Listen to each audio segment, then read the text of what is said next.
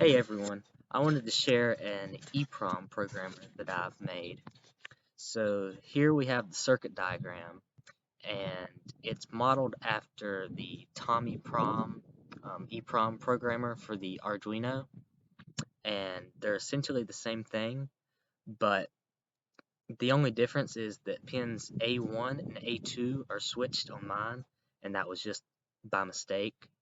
And I think another thing is this LED, this is the original diagram. The LED, I didn't bother putting that on there for mine. And what I did is you can see right here, I made a PCB design for this and had JLC PCB print them off. But I had to go into the code of the TommyPROM programmer and just switch the A1 and A2 pins, and it worked fine. So here's the PCBs I had made. They only cost about $3 to manufacture, and then the shipping was like another $6, so it was about $9 total. And they took probably about a week or a week and a half to ship. But I got 5 of them because that was the minimum that you can order. I'm only going to use one, so what I'm going to do is give the other 4 away if anybody wants them. You can see my email address on the about page of the channel if you want to send me an email. I'll let you know if I have any left. And this one over here is the one that I made. This green thing that holds the ROM chip in is just it's called a ZIF, Zero Insertion Force thing. So what you can do is flip this little bar up right here. Hold up. And it just comes right out, and you don't have to worry about the pins going bad after, putting it in and out of a breadboard so many times. So when you're ready to program your ROM, the first thing you need to do is load in the TommyPROM Arduino file. And before you send it to the device, make sure you go over to the file of the ROM chip that you have. In my case, it's the 28C series. And all you need to do is switch the A1 and the A2 pins. And that's since I wired it wrong. So once you have that done, you just upload it.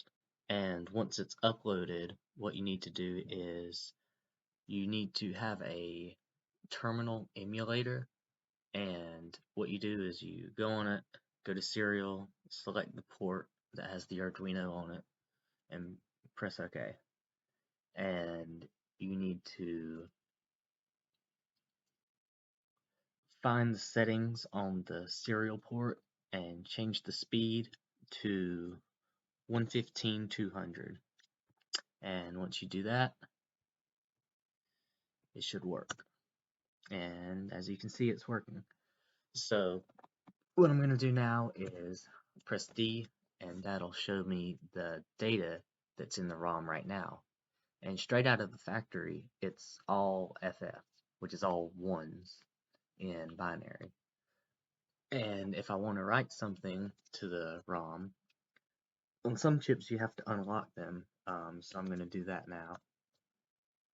And then you use P followed by the address, and then the code that you want to write to the ROM. So I'll just put in 3E00D30076. Okay. So that means that it was successful in writing to the ROM, and we can see that when we type the D command again. You can see our program up here. And I'm pretty sure you can also just read from files, so you don't have to type in the entire program into the command prompt window. So once you have that done, you can close out of this, and you can use your ROM chip in whatever you want to use it in. I'll be posting a video soon about the project that I'm working on that I'm going to use this for. Anyways, thanks for watching.